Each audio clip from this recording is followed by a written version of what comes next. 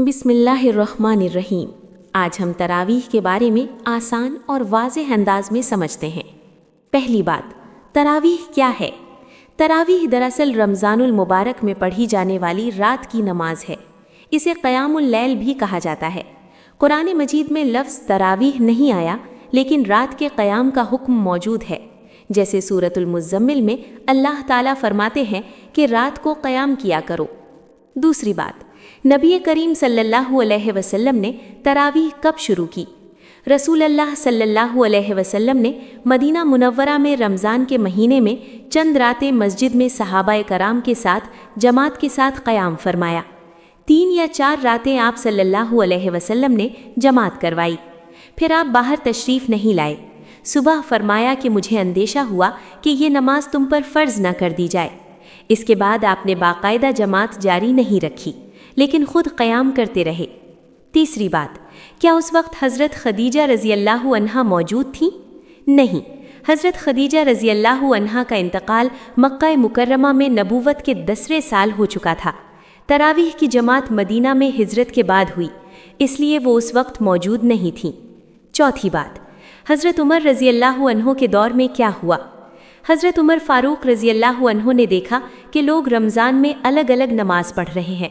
आपने सबको एक इमाम के पीछे जमा कर दिया और हज़रत उबई बिन काब रज़ी अल्लाहु अन्हो को इमाम मुकर्रर किया। इसके बाद तरावीह बाकायदा जमात के साथ होने लगी। पांचवी बात, तरावीह 8 रकात है या 20 रकात? यही असल इख्तलाफ है। एक राय ये है कि 8 रकात हैं।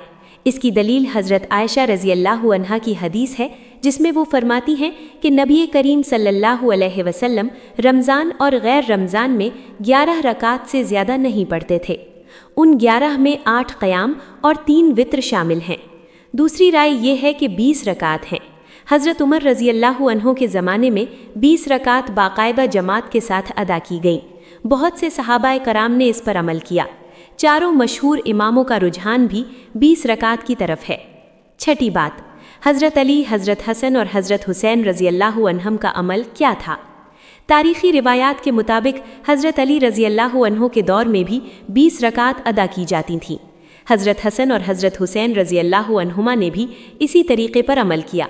किसी मुस्तनद रिवायत में ये नहीं मिलता कि उन्होंने इस पर इख्तलाफ किया हो। सातवीं बात, फिर इख्तलाफ क्यों है?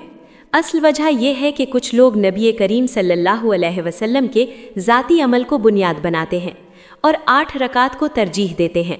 कुछ लोग हज़रत उमर रज़ी अल्लाहु अन्हु और सहाबा के इज्तिमाई अमल को बुनियाद बनाते हैं और 20 रकात को इख्तियार करते हैं।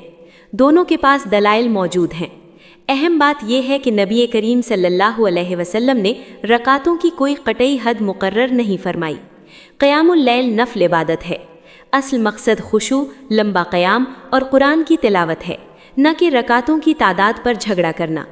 आखिरी खुलासा ये है, अगर कोई 8 रकात पढ़ता है तो दुरुस्त है, अगर कोई 20 रकात पढ़ता है तो भी दुरुस्त है। इस मसले पर झगड़ा करना दुरुस्त नहीं। अल्लाह ताला हमें इखलास के साथ इबादत करने की तौफीक अता फरमाए। आमीन।